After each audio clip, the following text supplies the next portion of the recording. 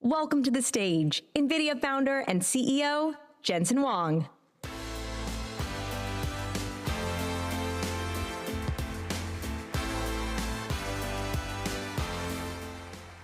Good morning. Welcome to Quantum Day at GTC, the first of its kind. Yeah, this is going to be a very, very special event. As you know, well, you might not know. You know, I'm a public company CEO, and every so often someone asks me a question, and most of the time, well, some of the time, I'm going to try to lower the bar here. Some of the time, I say something right, and sometimes it comes out wrong. So what happened was somebody asked me, how long before a quantum computer will be useful? And remember, this is from somebody who's built a computing platform. And to me, building NVIDIA and building CUDA and turning it into the computing platform that it is today, it has taken us it's taken us over 20 years. So the idea that time horizons of 5, 10, 15, 20 years is really nothing to me.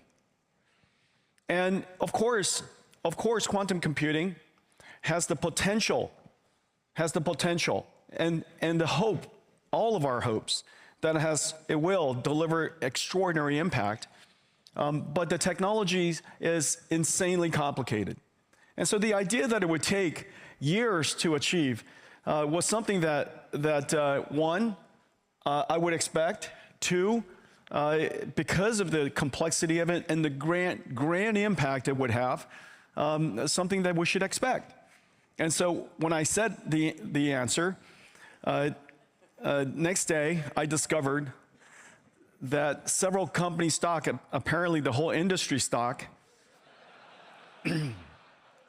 went down 60%. And then I'm starting to learn about this, and my first reaction was, I didn't know they were public. How could a quantum computer company be public? And anyhow, I discovered they were public companies. I'm very happy for them. And yes, I'm very happy for them. So I said, listen, the world's got this wrong. Let's invite all of those companies and more, the quantum computing industry, and to the extent that they don't bring cabbages and apples and stuff that they can throw at me, to the extent that this would be an extraordinary moment, that we can learn about the state of the art of quantum computing.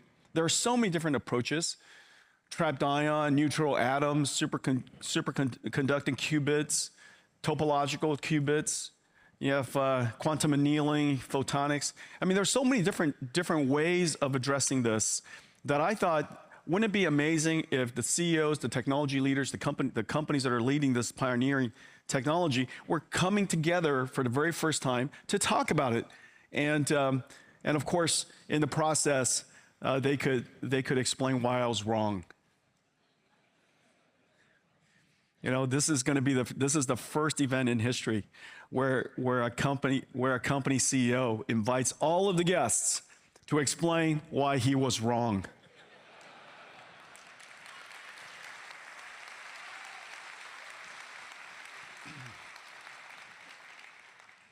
But I don't know. So that's what makes this movie so great. That's what makes this event so great. Anyhow, we don't make quantum computers. NVIDIA doesn't make quantum computers. But we dedicate ourselves to creating accelerated computing stacks to enable quantum computers. We do the same with self-driving cars. As you know, NVIDIA is probably more integrated into the world of automobiles and autonomous vehicles, and we work with just about everybody in some way to advance autonomous vehicles, and yet we don't build cars. NVIDIA has a broad range of technologies and product offerings and libraries and computers. We call it the 3-computer solution to help advance robotics in all forms. Facility robotics, factories that are going to be robotics to build, orchestrate robots that are going to build products that are robotic. Incredibly complicated set of computing and libraries and algorithms and models, and we approach it in a way as if we are deeply integrated into the ecosystem and in industry, and we care deeply about them, and yet we don't build robots. We don't build quantum computers, but we are deeply integrated into the quantum computing industry, and we create libraries. CUDA-Q is a programming model for hybrid, classical, accelerated quantum. We have cuQuantum libraries that help you simulate quantum circuits, and DGX Quantum to do error correction of quantum computers. We partner with them, we support them, we help them in any possible way, and you know, but try not to say anything that trips them up every now and then. And so, anyways, we care deeply about this ecosystem, and I'm really happy to bring our partners, many of our friends.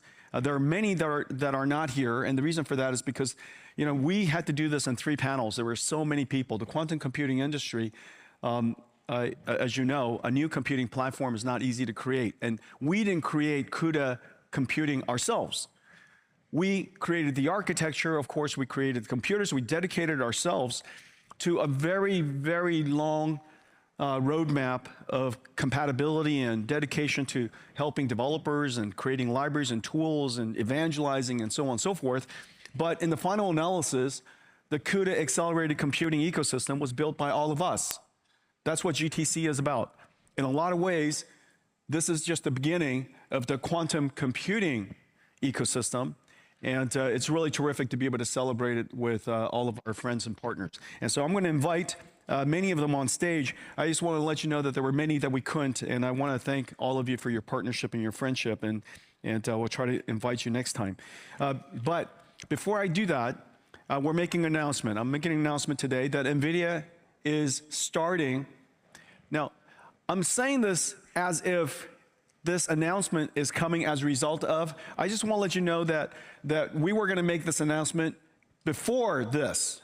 Okay, so you don't make it. The cause and effect, physics matter here. Okay, the cause and effect is, in this case, is completely unrelated. We're announcing that NVIDIA we're going to open a quantum research lab in Boston. It's going to have a, yep.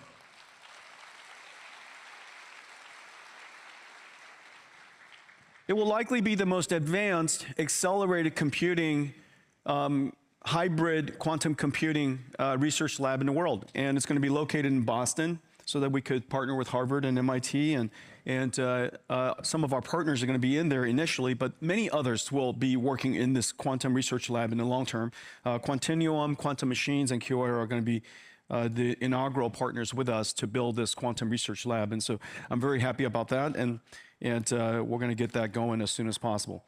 And so now what I'm going to do is I'm going to introduce some of my CEO colleagues, and please join me to welcome them. Alan Baratz, D-Wave.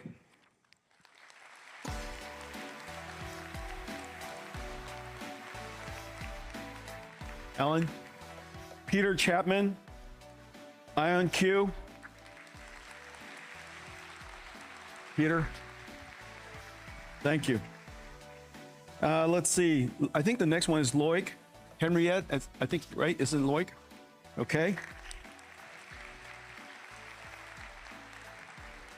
Welcome. And Rajib Hazra, Quantinuum.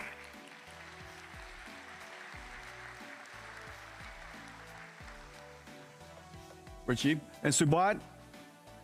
Subodh, come on stage. We're getting. Nice to see you. So I guess the first thing is sorry about that. That was funny. That was, for everybody. We do? Hang on a second.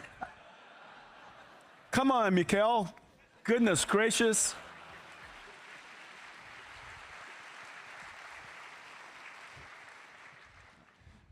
I left Kuera behind.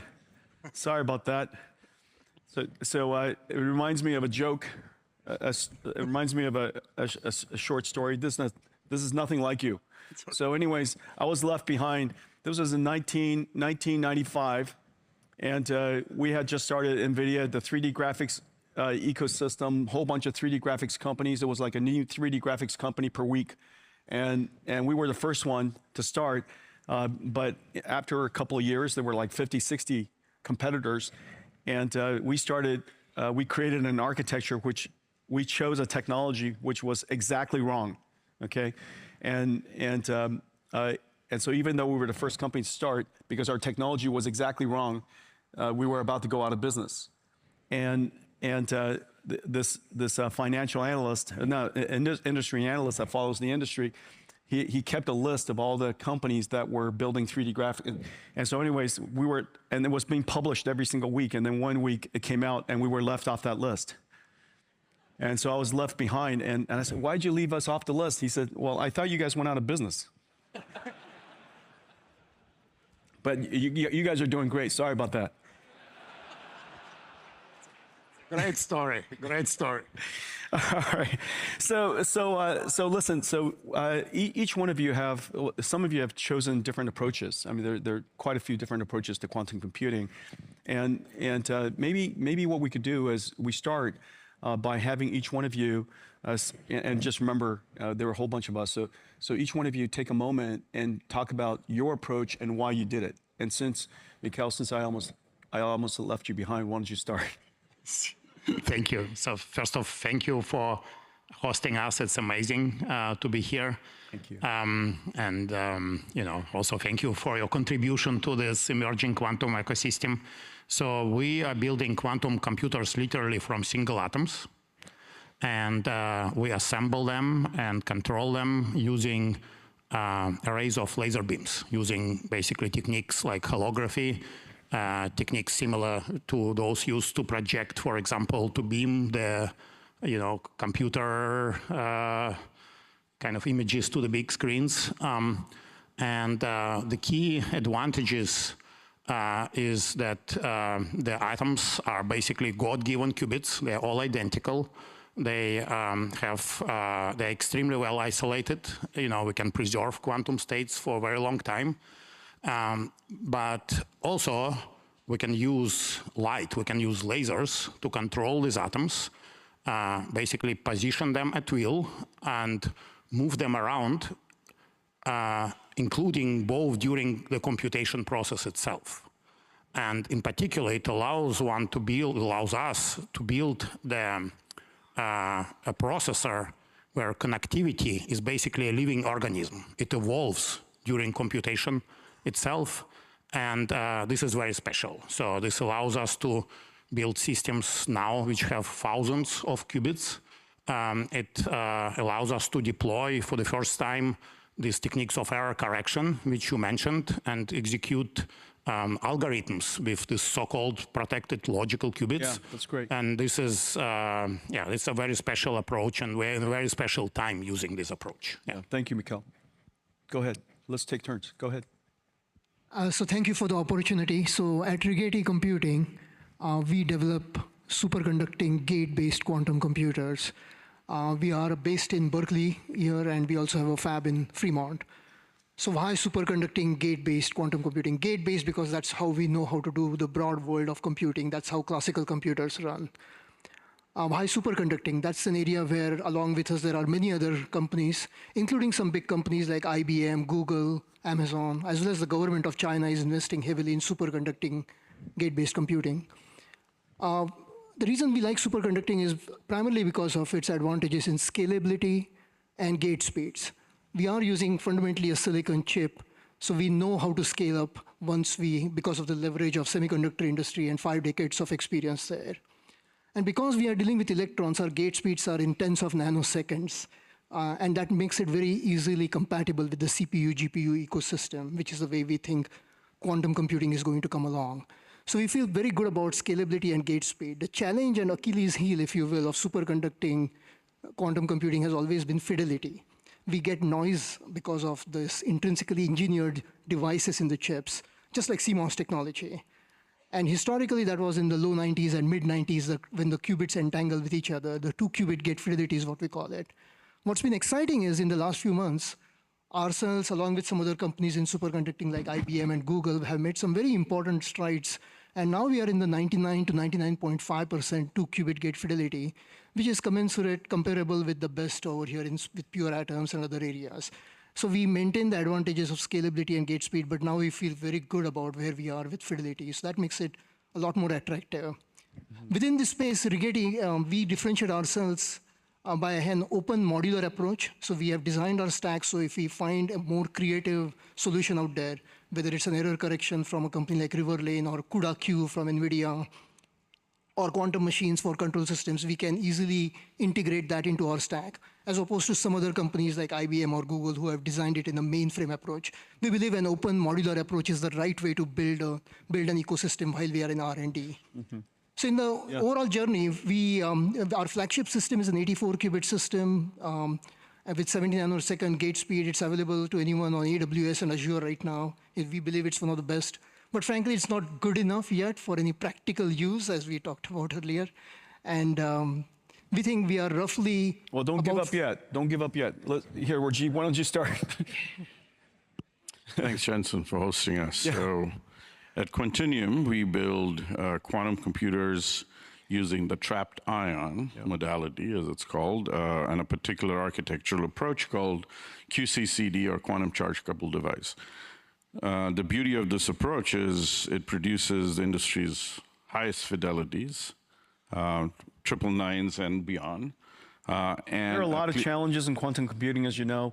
However, coherence time, scalability, fidelity, these are some of the most challenging properties. And as you're thinking about and listening to these different quantum computing approaches, just listen for those words. I think they're consistently being used anyhow, and it helps you understand the pros and cons or the challenges and the opportunities associated with each one of the technologies. Okay, go ahead, Rajiv. So thank you for filling it in. Basically, we have the industry's highest fidelities. You asked about what's our approach to it. Our approach is to extend the QCCD architecture into higher levels of scale. So we will have 50 logical qubits, so highly reliable qubits this year, 100 logical qubits in about 18 months, and we see a clear path to millions of qubits early in 2031, 32 timeframe. Another part of our approach is not just building the science of it. Our approach is we work on really, really challenging problems. So it's like living on the edge. We work on them with hardware and software we build and with customers. So we aren't trying to create a solution looking for a problem, but start with the notion of what big, hairy problem are we going to lunatically go attack, and then build our capability across hardware and software to be able to do that. And I hope we get a chance to talk a little bit about what else is out in the industry today that is a beautiful complement. Well, welcome to GTC. We have a lot of hairy problems here. All right, so thank you, Rajiv. Yeah, Lloyd, go ahead. Yeah, thanks a lot for hosting us. At Pascal, we build quantum processors that leverage the neutral atom technology. So quite close to what Michael Lukin and Quera is doing. This technology has several key advantages, like scalability. We can trap and control many of those qubits right now, thousands of them.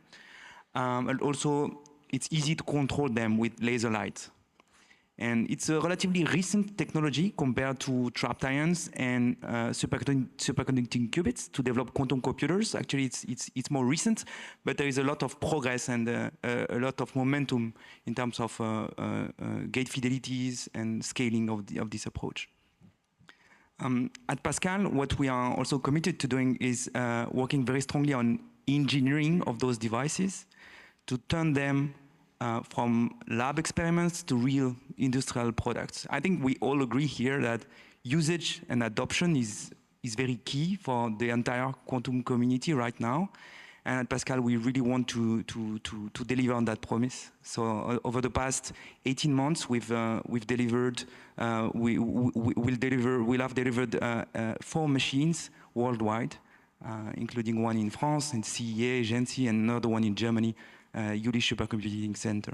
Mm-hmm. So that's about it for Pascal. We work with neutral atoms and focusing very strongly on engineering. Mm-hmm. That's terrific. Thank you. Go ahead, Peter. Please tell us about your company. So I'm the chairman for IonQ. We're a trapped ion company like Continuum. Trapped ions actually were used back in 1995 when they were looking at atomic clocks. Atomic clocks and our technology have a huge overlap. And back in 1995, a team at NIST and one of the co-founders of IonQ did the first ever quantum logic gates. And all of this craziness that you see coming all started in 1995 from that experiment. So we're now 30 years into this investment in trapped ions. So very similar to other modalities, we use individual atoms and we use lasers to do computation. We're down at 0.02 nanometers. So when you look at the silicon industry, they're way, way up there compared to where we play. We play with individual atoms. So these, the advantages to our technology is one is you can have a room temperature quantum computer. So it can fit in a rack, and to be honest, it looks kind of boring compared to what you probably imagine, because it'll be rack-based room temperature. The other advantage, because we use optics and lasers, is that you can network them together to do distributed quantum computing to get to larger numbers of qubits. And you can reuse the existing infrastructure of the internet using fiber optics. And then as has been mentioned, trapped ions have the best average 2-qubit gate fidelities. And so in that sense, they lead in, and that's a fairly large advantage, because it means that the amount of error correction that you need to do will be less than maybe some other modalities.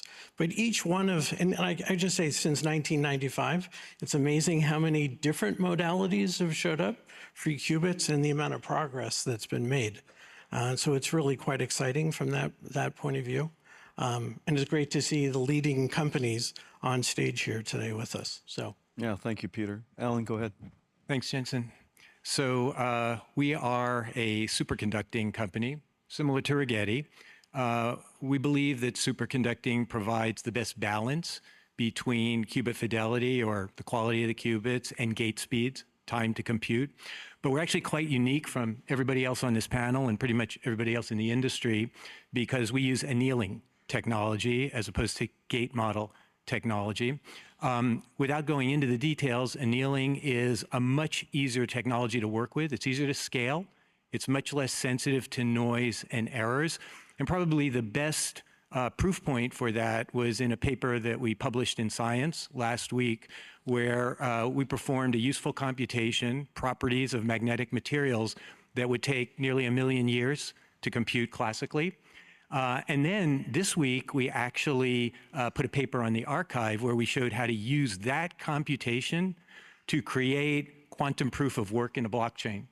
So the idea would be that you would use the quantum computer to create the hashing function, and you would use the quantum computer to validate the hashing function.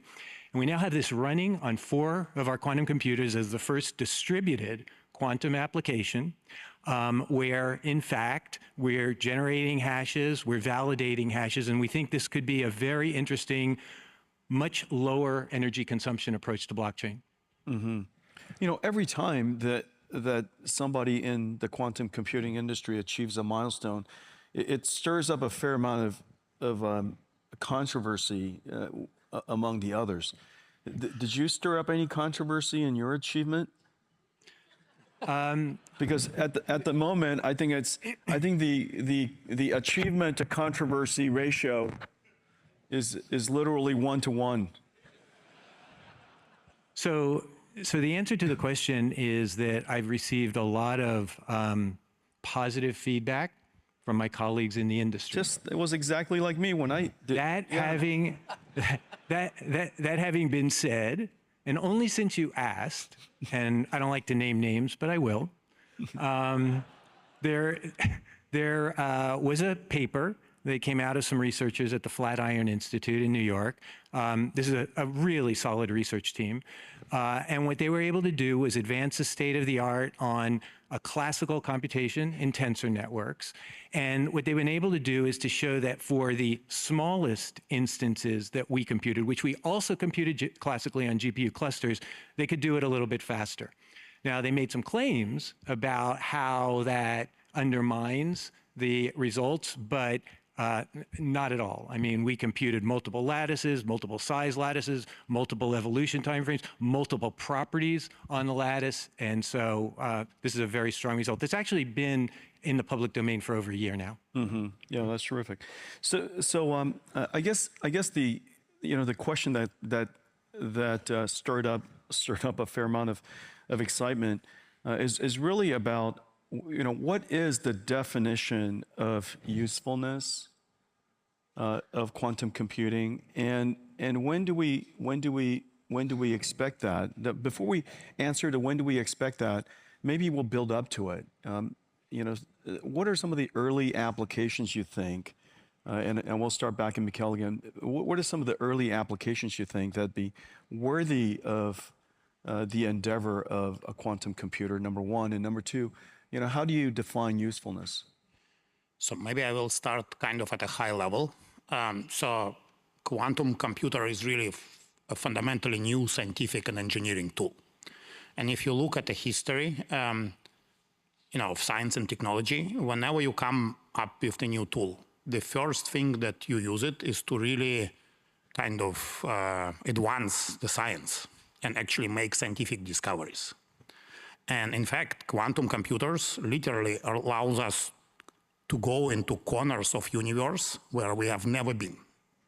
And if you go to these corners responsibly, you always find something interesting. So, and what kind of I mean by that is that I believe there is a huge potential to use the machines which are either existing already now or kind of which are being developed in the near term to really kind of advance this kind of scientific frontier and actually make new discoveries. There has been already discoveries made using quantum computers, but to be maximally honest, there were very few. And the way how many of us kind of are thinking about is that now we are in the era of this kind of quantum discovery where we can use these machines to actually really mostly kind of exploring physics of complex systems, maybe of, related to things like also chemistry, material science. And the field is now really ripe for using these machines to kind of really to really push into this kind of science directions and really start making discoveries. Often they are things which maybe are not necessarily directly commercially relevant. For example, understanding properties of systems away from equilibrium.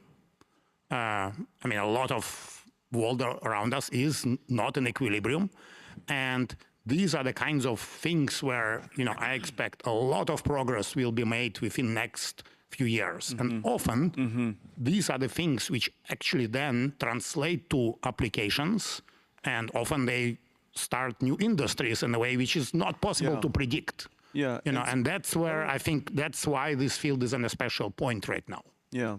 And then so that's a trapped ion perspective. What about a superconducting It's a neutral perspective? atom. It's a neutral atom perspective. Neutral atom. It's a small differentiation. Sorry. Yeah, sorry. So following on what you were saying, I mean, I agreed with every area that the fundamental premise that scientific discovery is going to be taken to a new frontier. But we're seeing applications today. As I said, we kind of focus on what is the big problem for a customer or a partner we want to solve.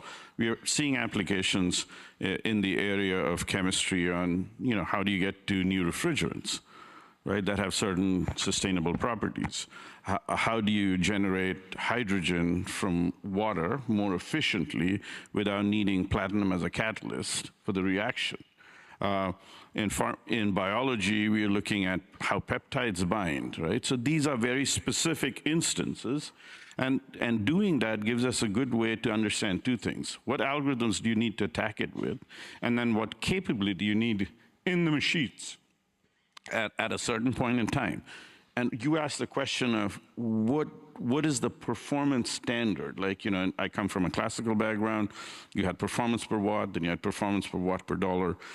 We're getting to a point where if you look at it through the lens of big problems you want to fundamentally solve with the figure of merit of either solving it more accurately or solving it more accurately and with less energy and cost, then we are getting to the point of what is your scale of computation, that's usually qubits, number of qubits, but also what fidelities and error rates you can sustain to make those qubits useful, right? I'm not saying there's a perfect ratio of those things, but they're generally leading us to say, how useful is your powerful quantum computer?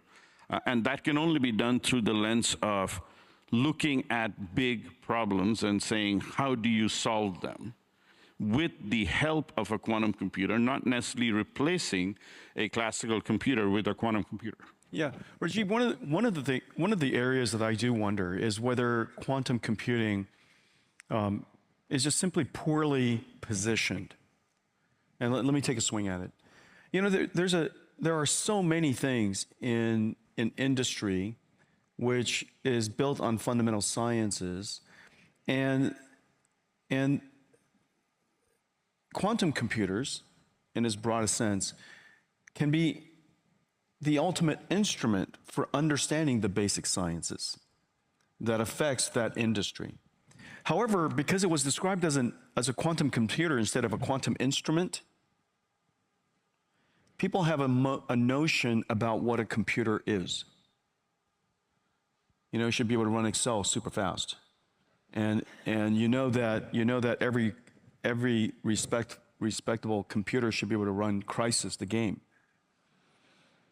And so there's a common sense about what a computer is, and that's attached to memory, it's attached to network, it's got storage, it should be able to read and write, and there's a programming model associated with the computer that I wonder if it's just a wrong mental model. And as a scientific instrument, it's extraordinary, Mikhail, as you say, and that the opportunity to understand science deeper along the way is extraordinary. But to position it as a computer per se, and to hold it to the standards of a computer per se, that we all understand, what is. I wonder if that could be a reframing and allows this entire industry to be much further along, frankly, in that reframing as a scientific instrument for very important industries. And go ahead. Yeah, I totally agree with what you said. In some sense, the word quantum computer is misleading because people expect that you can replace a computer, a classical computer, with a quantum one. It's not like that. It's more like very complementary. We like to call our machines like quantum processors, like very specialized machines that you can use in a complex workflow alongside CPUs and GPUs, but really for specialized tasks. And I think everyone agrees on that particular way of using quantum computers, quantum processors. It will be easier to work alongside classical and not working towards replacing all the compute capacities that are in place right now. So I'm actually struggling with the concept. I don't know how to think of a quantum computer as an instrument when it's being used for materials discovery, when it's being used for blockchain, when it's being used NTT Docomo to improve cell tower resource utilization. I mean, it's true that there are many applications I would never try to run on a quantum computer. But for applications that require extensive processing power, these machines are very powerful, and I think go well beyond just instrumentation or measurement. Sorry. I'll jump in. It's okay. Yeah. I'll jump in on that. I was actually just trying to help. We saw your help. You know. Let me tell you the mistake. You know, this whole session is going to be like a therapy session for me. So a long time ago, somebody asked me, so what's accelerated computing good for? And I said a long time ago, because I was wrong, that this is going to replace computers. This is going to be the way computing is done, and everything is going to be better. And it turned out I was number one wrong, and unnecessarily wrong. You know, it's better to be narrowly focused on something and be extraordinarily good at it. But the moment you cross that line and start talking about the traveling salesperson problem, then it became unnecessary. Because that problem is obviously being solved as we know it today. And Uber cars are, taxis are showing up. Maybe they're three seconds late or 30 seconds late or whatever it is, but they show up. And I do think that I wonder if we hold ourselves to a bar to solve a problem that's unnecessary for quantum computers to solve, quite frankly, to change the world. And it takes focus away from something that you uniquely do, and quite frankly, sooner than later. Anyways, that was just my swing at it. Go ahead, Peter. Well, here at the show, we actually have several applications which are showing quantum as now. One of them is with ANSYS, and you might know one of their products, which is LS-DYNA, and runs obviously with GPUs today. We announced that we've integrated our quantum computers with LS-DYNA, and a 12% increase in performance in modeling a blood pump. And so this is the first time actually quantum with production software. We also announced with NVIDIA, AWS, and AstraZeneca a 20x improvement in a chemistry application. What's amazing about it is that we did that on 36 qubits, our existing system today. By the end of the year, we will have 64 qubits. Every time you add a qubit, you double the computational power. So that's 2 to the 28 increase in a single generation of chip, which is roughly 260 million times more powerful. So by the end of the year, one would expect for things like LS-DYNA and for chemistry applications to suddenly have huge performance increases. And so we're working right now on these applications, which, to be honest, probably all of you use, to now be able to have significant impact using a quantum computer. I do think that your statement about 10 years is, we think of ourselves as like 10 years, where you were 10 years ago. We hope that obviously 10 years from now, we'll be up there with NVIDIA as well in a rarefied club. So, but it does take a long time to go from, it's kind of a startup to where you are today. And it's completely fine to sit down and say for the computer industry, for the quantum industry, it's going to be another 10 to 15 years to get to where NVIDIA and all the other giants are. It's just not going to start then. It's starting today. You're going to be much, much larger than NVIDIA. There's no, we're going to be a relic of the past. All right, so if it seems like one of the things that's really interesting is that there are so many different approaches to quantum computing, and it is so diverse in its approaches. Why is it that this industry doesn't quickly discover a more promising approach as you see each other's work, and naturally, through evolution, people select the best approach, and then everybody started to advance the whole industry in a unified way much more quickly. As I observe this industry, it's surprisingly diverse, and there's thousands of flowers blooming. When does it become a garden? I'll Do just, you guys I'll have just say actually, if you look across us today, there's a number of people you heard are using individual atoms, lasers, and all the rest. And so we actually have more commonality than most people expect often. And so I would think that, I would hope that in the future that there is more sharing and maybe even the ability to work together, because the promise of quantum computing and what it can do for mankind is so significant. It's actually larger than any one of the companies that are here sitting on stage today. And so, I think that mankind has a whole range of significant problems to be worked out, and we need quantum computing to be able to solve it. So we're still obviously new ways to be able to build qubits are being found every day. But I think that over the next couple of years, we will start to coalesce to probably 2, maybe 3 different approaches. And some of us will probably come together because we do share basically the underlying technology. And so it makes sense. In many of the problems that you've described, the precise answer is not exactly known because, as you know, fluids are quite chaotic and hard to know exactly what the right answer is. And in those kind of examples, using AI for emulation can give you, tens of thousands of X speed up, orders of magnitude speed up from where we are today with principal solvers. How do you guys think through that? What is the point of solving that problem when classical still has orders of magnitude of progress in the next couple of years ahead of it? Well, there's orders of magnitude of progress, but at the same time, there are problems that are just, impossible to solve classically today. There are problems in the area of drug discovery. There are problems in the area of global weather modeling, but even just the application that I shared, which is the basis of our paper a week ago, which is computing properties of materials.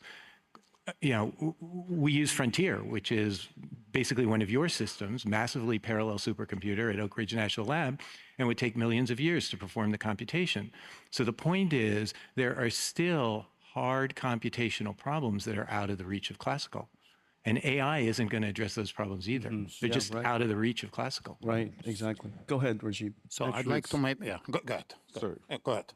Actually, it's interesting that it took us 30 minutes to get to AI, but from our point of view, where we see it quite interestingly is, and it's an extension to your question on whether we should call it a computer or not, is these quantum devices or tools or instruments, as you call them, are expanding the ability for us to access data to train these AI engines that previously was not possible. So if you're going to solve a chemistry problem, today, humankind's max ability is defined by things like density function theory or other approximations to the quantum space, the world of that information that we haven't had. That's like, to me, trying to train autonomous vehicles by giving them city grids of 500 feet squared and not having the detail of lanes or other things. So what we see is this concept of, computer brings in, I have a computer A versus a computer B. So A must run the thing faster than B for it to be better, at least technically, till you tell them what the price of the A is. We don't see it that way. We see it as what can A and B do. If A is established classical, well-honed frontier models, how are we training those models? And are we enabling those models with the data so it can now continue to be agentic and continue to reason and continue to do things that otherwise we'd be pulled in back to do, right?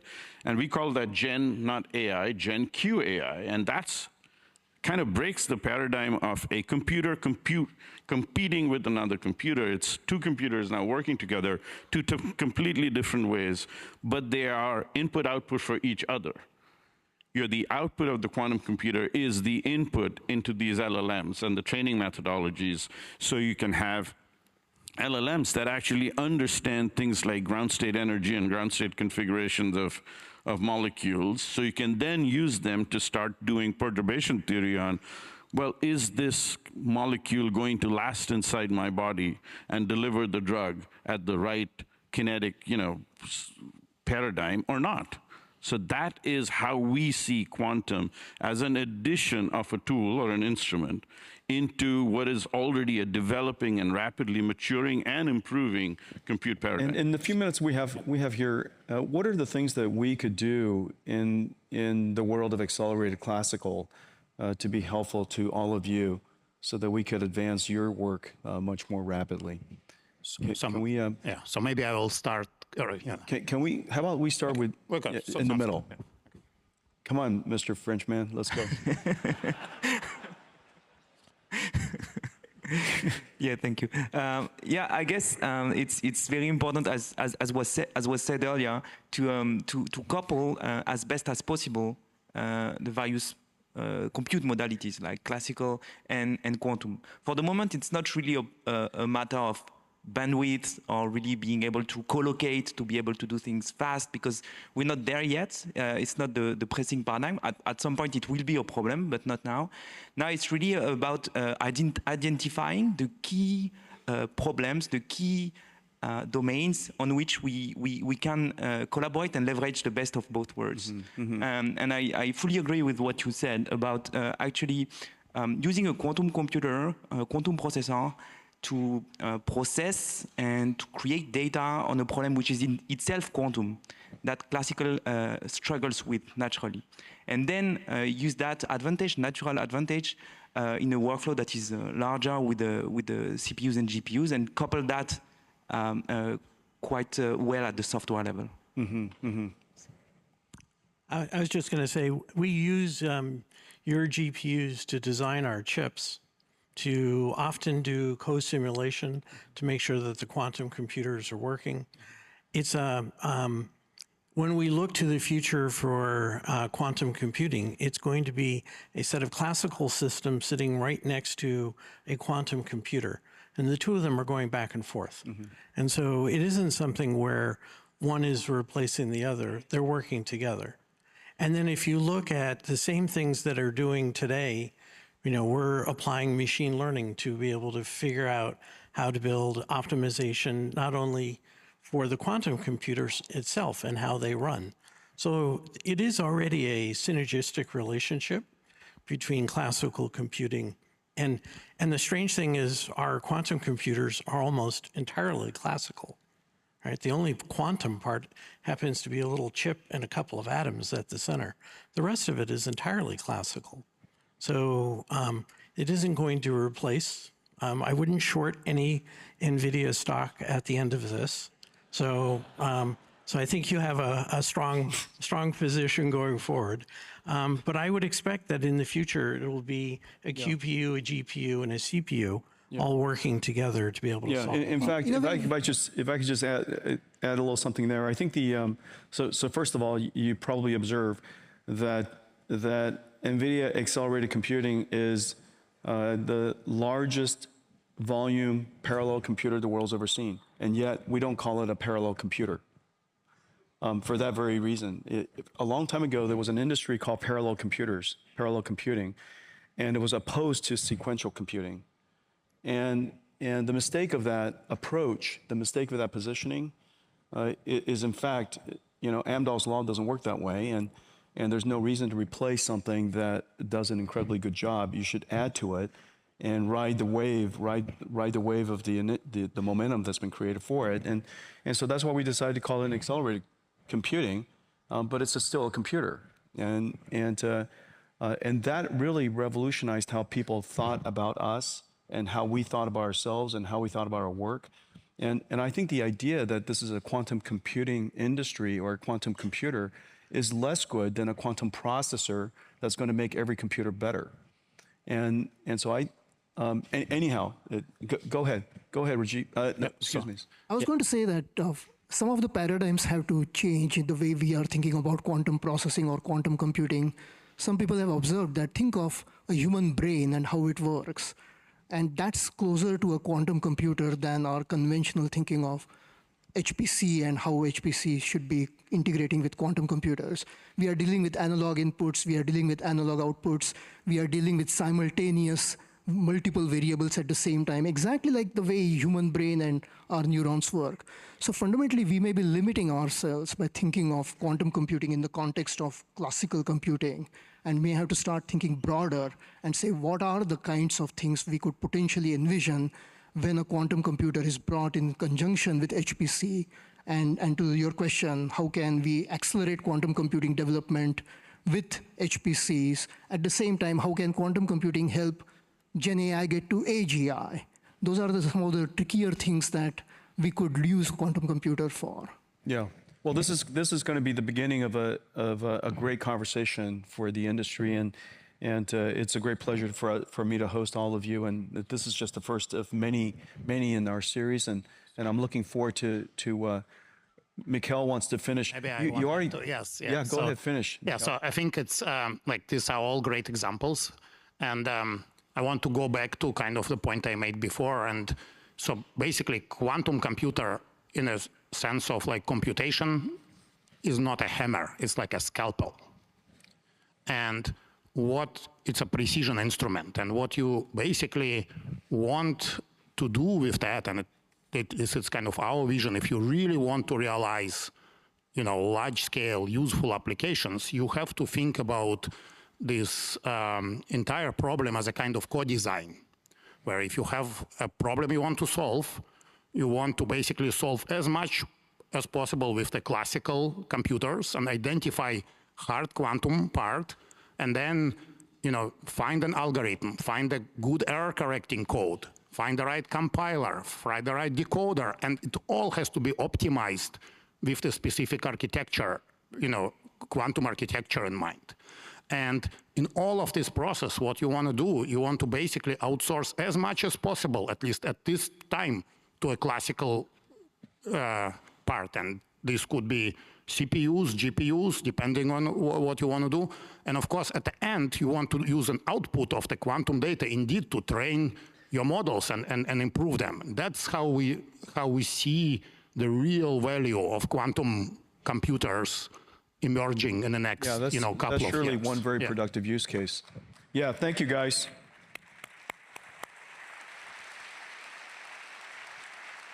Okay, how about we just have to be very quick. Next year, this time, what are we going to be talking about? And so let's just quickly go through. Go ahead, Alan. Next year, this time, what do you hope that we're talking about? So I remember it. How quantum is helping you to do better model training and inference with lower power consumption. Okay, go ahead, Peter. First, quantum applications in production helping customers, taking workloads. And I hope that we'll see, kind of along the same lines, the first prototypes of a new kind of AGI based on quantum. Loic? Talking about the learnings that we got from all the usage of all the computers, the processors that are being deployed today in the field. Yeah, Rajiv. I agree with the previous speaker's theme on we will see in the next year first real tangible use cases of an AI agent working in conjunction with a quantum computer, doing things it couldn't have otherwise done before are done with tremendous amount of trial and error. Okay, Subodh? I hope a year from now, we are at a point where there's a little less skepticism about quantum computing, and we start talking about how exactly will it be valuable in a data center, and we can show some real life cases. So it will be different. So what I want to see is 10 new scientific discoveries in physics, chemistry, and biology, and maybe other areas which would be delivered by the quantum machine. Well, guys, let's go make it happen. All right, guys. Thank you. Thank you. Thank you. All right, our second panel. Thank you. Thank you, guys. Either way. Don't worry. Yep, no worry, don't worry. Okay, our second, thank you very much, Rajiv. Our second group, Ben Bloom from Atom Computing, neutral atom qubits. Go ahead, Ben, come on in. Hey, Ben, I'll shake all your hands in a moment. Matthew Kinsella, CEO of Inflection, neutral atom qubits. Hey, Ben, thank you. Thanks for coming. John Levy from Seek, superconducting qubits. Hey, man, nice to see you. Tho Pernin, CEO of Alice and Bob. Alice and Bob. You have the good pleasure of having to explain the nature of your company name to all of the non-quantum people for the rest of your life. Alice and Bob. Okay, QCI, Rob Shokoff, supercomputing qubits. Nice to see you. And then Psi Quantum's Pete Schulbot, single photon qubits. Hey, how's it going, Pete? Yeah, sit down. And so very quickly, how about let's go through again. Let's start from this side. And what is your approach, and why'd you choose it? Yeah, so my name is Ben Bloom. I'm one of the founders of Atom Computing. We build quantum computers with neutral atoms. You heard a little bit about neutral atoms earlier, so I'll reiterate some of the good points and hide some of the bad ones. But generally, we can make very, very large numbers of qubits. So we're one of the first companies to breach 1,000 qubits, and we can do this with very, very high fidelity. So we can also do operations with these qubits that are just very, very, very coherent. And it also allows us to do things like have all-to-all connectivity, which allows for a variety of quantum error correcting codes and applications to be run on the system. Yeah. Go ahead. First of all, thanks for having us, Jensen. Yeah, it's great to see you guys. Guys, it's great to be up here with you. This is going to be fun. At Inflection, we are actually also building our quantum computers using neutral atoms, and I think Ben did a great job explaining that, and as did folks on the last panel. So I'll just say that neutral atoms are a highly flexible technology, and that's because they take place entirely at room temperature. And so because we don't need a freezer, you can actually shrink, you can cost down, and you can field deploy this technology. And so what we do, I actually brought a prop here, is we can trap our qubits in these ultra-high vacuum cells, and then they're atoms. These qubits are atoms, and then we can arrange them and do interesting things with them with lasers. And we think, as I think Misha said in the first panel, atoms are nature's perfect qubits, but they're also nature's perfect clocks and nature's perfect sensors. And so we actually point this core atom technology at those three areas: clocks, sensors, and computers. And you can think of them as sort of a continuum of complexity on what you can do with neutral atoms, with computing being the most complex and clocks being the least complex.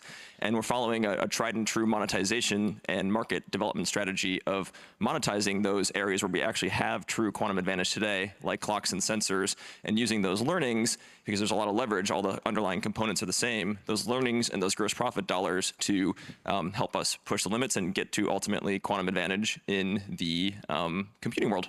And so that's what we do, and we are doing interesting things in the computer alongside your fantastic quantum team, Jensen, Sam, Elisa, and Jinsung, and others. So yeah, appreciate that. Thank you very much. Thanks, Matt. Yeah, go ahead. So I'm John Levy, the CEO of Seek. Seek stands for Scalable Energy Efficient Quantum Computing. And what we've heard today is that there are multiple ways of building quantum computers with different kinds of qubits. But what we also know is qubits alone don't build a full stack computer. You need to be able to do readout, control, multiplexing, reset, error correction, GPU integration, the full stack. And so at Seek, that's what we do. We have actually built digitally controlled computers. This is an example. This is Seek Orange, and it's the world's first digitally controlled and digitally multiplexed quantum computer. And we're putting all the core functionality of a quantum computer on a chip.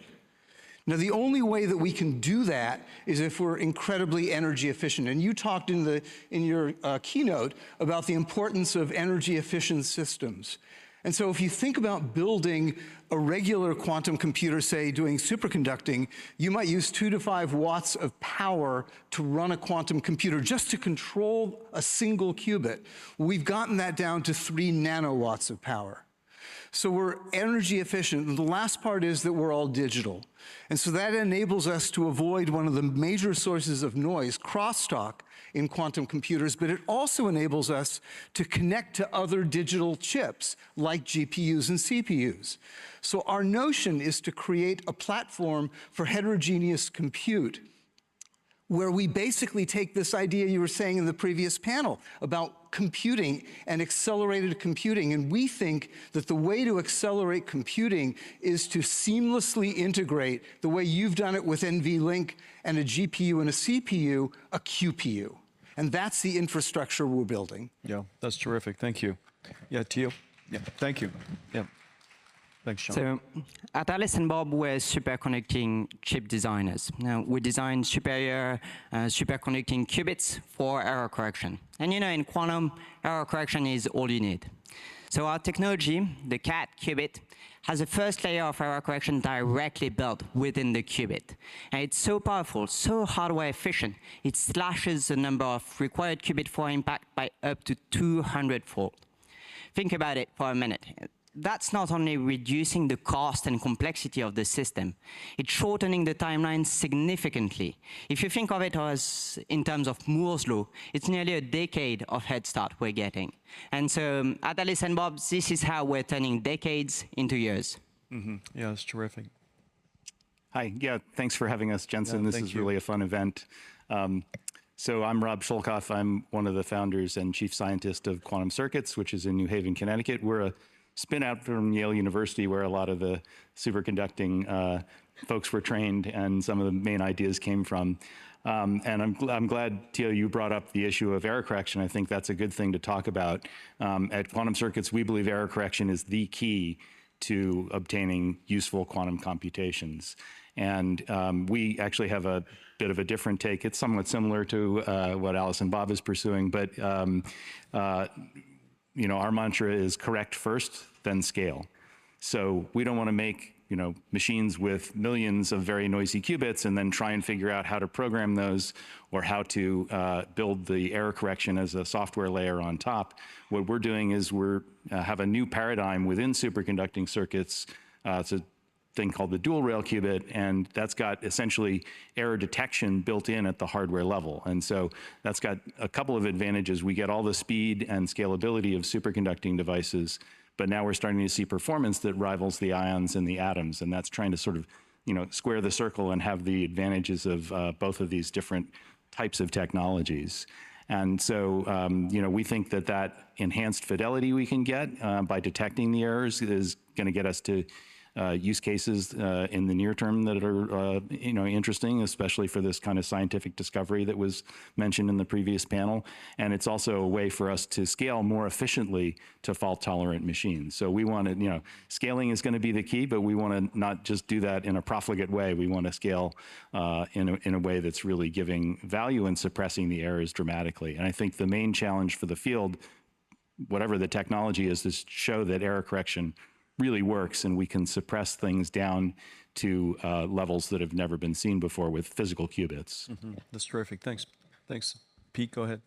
Yeah, thanks a lot for having us, Jensen. I appreciate it. I really hope they're paying you well to make sense of all of this complexity. I think it's fair to describe PsiQuantum as sitting on the extreme end of the spectrum of quantum computing companies, in that from the very beginning, we've just been singularly, pig-headedly interested in building the very large-scale, universal, fault-tolerant, million qubit scale machines that, honestly, the whole industry has always known would be required for genuinely commercially useful applications. And the approach that we use to build that is we use single photons, so particles of light. We made the first demonstration of 2-qubit gates by our CEO, Jeremy, 20+ years ago in Brisbane using those photons. And now we put those on a chip, repurposing the silicon photonics technology that was originally developed for data center applications, and which I was really excited to hear you speaking about in the keynote. We think that gives us profound advantages in overcoming the scaling challenges that face our field: manufacturability, cooling power, connectivity, and control electronics. And that leverage has put us in this position where we're now breaking ground in the next few months on very large scale data center like quantum computers in Australia and in Chicago. Yeah, that's terrific. Thanks, Pete. You know, one of the things that's really quite challenging, you know, for people who are working around the industry and certainly observers of the industry is of course the science is very different in many of the different approaches, and there are quite a few different approaches. If there were just two approaches, you know, you could wrap your heads around it, but there's quite a few different approaches. The science is new, of course. Every aspect of the engineering, the manufacturing, all of it's new. Even the programming model, how you think about programming these things are new. Comparing them is difficult. For example, on the one hand, the last audience was already talking about usefulness of their computers in running industrial software. On the other hand, there's some common sense about the number of qubits necessary to have a productive and functional system.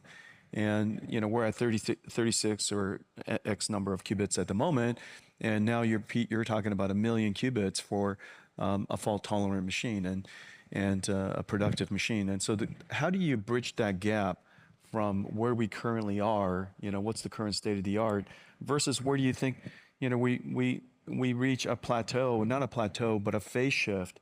You know, it's likely not likely to be a very specific point, but the usefulness of these quantum computers will become more and more and more useful over time. You know, when do you kind of see that transition happening? When do you guys all see that? Where are we today? Where do we kind of likely, you know, where we would say, yeah, that's a really good quantum computer. That's a great, you know, during that time, it's going to be, we're going to have quantum computers all over the place. And when is that phase shift happening? How do you guys see it? Well, I think that it's really important to just keep scaling. I think that Pete's probably right, that some of the biggest problems you have to work on that are actually going to change the world are going to require millions of qubits. And so you have to make sure that you are scaling your quantum computer really, really fast. We don't want Moore's law scaling of factors of 2 or √2. We want factors of 10, and we want it every few years, and that's what we do at Atom Computing. I think that, you know, in the end, there are people who are using quantum computers now, who are making progress, who are finding useful problems. But I think when you talk about utility scale, these things that are going to change the world, you have to get to 1 million. I think it's important also, Jensen, to define terms too, because there's, not to confuse things, there's physical qubits and then there's error-corrected logical qubits. And error-corrected logical qubits are really the key to the kingdom here. And so the ratio of physical qubits to error-corrected logical qubits, it once was thought to be 10,000 to 1. It's probably closer to 100 to 1 or now. So you're going to need multiples the number of physical qubits and then run error correction software on those to get those logical qubits you need. But I think to answer your question, the consensus is around 100 logical qubits. You can start to do interesting things with quantum computers that classical computers can't yet do. You know, I mean, it's interesting to think about how to scale these quantum computers because, for example, there was a really wonderful paper that Google did in late November around error correction. And if you looked at the Willow chip and the setup, it was really a great demonstration of doing error correction. It also, each qubit, if I'm not mistaken, required 5 separate cables. And if you think about trying to scale a system with 1 million qubits, I mean, you're going to really have 5 million cables. So I'm using this as an example because there are so many things like that in quantum computing that we need to solve. So we're solving that by doing, you know, multiplexing and by doing chip-to-chip integration so that we can solve that problem. But it's one of 1,000 engineering problems. And so it's really a pick-and-shovel approach to taking each one of those and trying to solve them. And we can't just solve one of those problems. We have to take a comprehensive view and solve them all. And I think there's probably broad agreement that unless we can figure out how to build quantum computers on a chip, we're never going to get there. So that's the kind of, I think, major goal is to scale on a chip. Yeah, Theo. Yeah, I think the academic community has it figured out pretty straightforward. It's 100 logical qubit, as you mentioned, with error rates remaining, one per million at most, because logical qubits are not completely error-free. I mean, your classical transistors still, from time to time, happen to make an error. Now, the thing is, not every physical qubit is born equal, and so the size, the complexity of your system to get to 100 logical qubits might vary a lot from one platform to the other, from hundreds of thousands of physical qubits on some modalities to just a couple of thousand on others. And to answer your timeline, when does this shift happen? I think it's by the end of this decade for sure, so 2030. And this is where you see the inflection of the exponential power. Because, an exponential curve, you zoom out, it's dead flat, and then it's a hard wall. So we're in this inflection, or just the beginning, and by 2030, you'll feel the wall climb. Mm-hmm. That's terrific. Yeah, go. Yeah, it's an interesting question.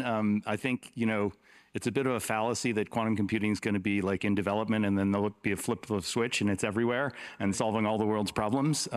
It's really going to be more like a knob. We're going to be turning up the volume steadily, and we can start to hear the music now, and eventually everyone will be able to hear the music. But I think also, I liked what you said in the earlier panel about kind of these are different than regular computers. That's a completely different paradigm. So like a thing that we're doing now is we're really learning how to program these machines. And we also have to learn how to deal with the errors that are always going to be in quantum computers. We're never going to have perfectly fault-tolerant digital computers that work as reliably as a GPU or a CPU does, because they're going to be used for special purpose things, and you get the answer right one time, and then the answer to a question you never had. I think the right analogy is to think of like the early days of electronic computing with vacuum tubes, right? And it was imagined that we'd only use them for cryptography or maybe modeling, bombs, it also wasn't understood, like, von Neumann had to come up with the von Neumann architecture, right? And the idea of a compiler was new. And so, I think we're in the era now where the machines are powerful enough that we can do that kind of discovery of what it is to program things. And, we're going to see applications of these things that are not what we anticipate today, is my guess. Yeah. Well, it's really great that you said that. One of the things that we hope for and we like to be able to contribute is to help discover those programming models and help invent that programming paradigm. I think there is a unnecessary expectation, and it actually sets the industry back, frankly. Unnecessary expectation that somehow the quantum computer is going to be better at spreadsheets, and that's. It's an unfortunate expectation. It's an unnecessary expectation.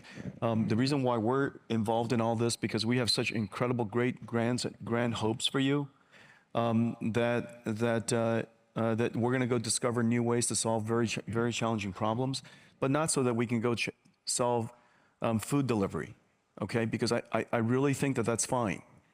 I really wish my burger would show up an extra 3 seconds earlier, but I could live with it. But there are some things that simply won't get solved without quantum computing, and I do think that our collective framing of quantum computing, is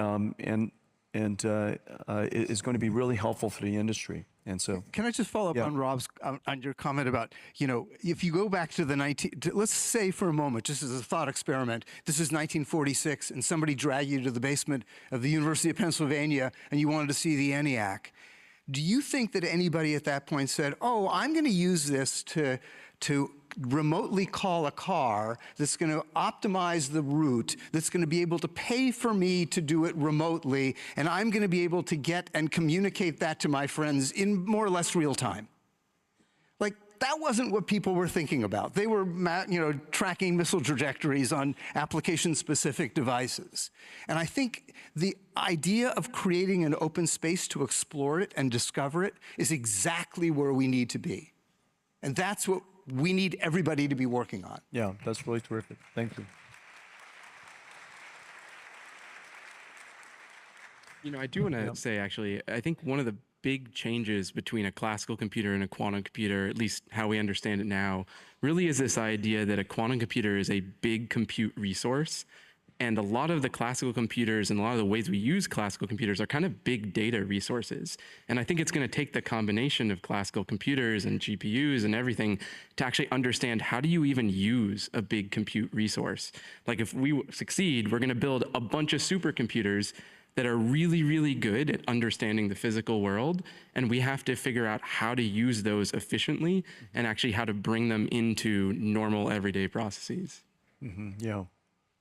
You know, when you spoke earlier about scaling, I'm excited by the fact that you're not limited by Moore's law. You know, there's a Moore's law, of course, as you know, it's not based on a fundamental law. There were some principles that were involved in it, but one of the things that is really great to see from the industry here is the rate of the scaling is not a factor of 2 every couple of years, because at that rate it will take 30 years, and we do know we need to scale. And if you look at the past 10 years of scaling, it's not an indicator of how fast you guys are actually scaling now, because of the new science and the new methods that you guys are using for quantum computing and these quantum processors. You're scaling a lot faster, frankly. And so can you guys talk about scaling, and where do you guys see what's enabled you to scale faster? Of course, neutral atoms is an architecture that allows you to do that better.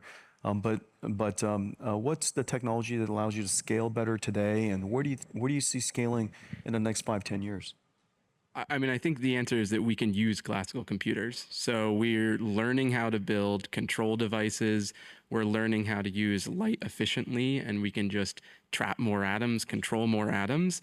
And we start off with clouds of millions of cold atoms. We have the ability to, you know, load 10 to the 7, 10 to the 8 atoms per second that are just ready to be qubits. And it's up to us to go and figure out, how do you build the control infrastructure around that?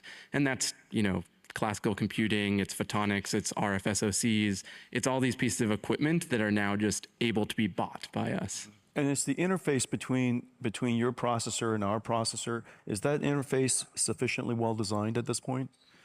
No.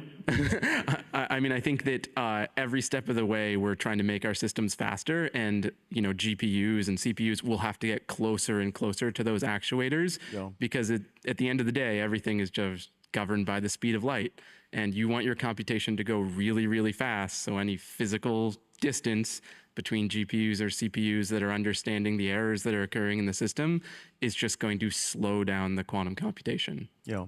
And just rounding out the neutral atoms, and then we'll let the other guys talk about scaling their modalities. But like Ben said, the number of physical qubits for neutral atoms isn't really the bottleneck, because we can put millions of qubits into this little device here. It's really just our ability to control those precisely with lasers, and then basically error correct those codes, or error correct those qubits. And so it's interesting in that, when you think of scaling, it's not putting more physical hardware in there. It's really just more precisely controlling these, God-given nature's qubits with lasers. And what's the latency that we have to achieve?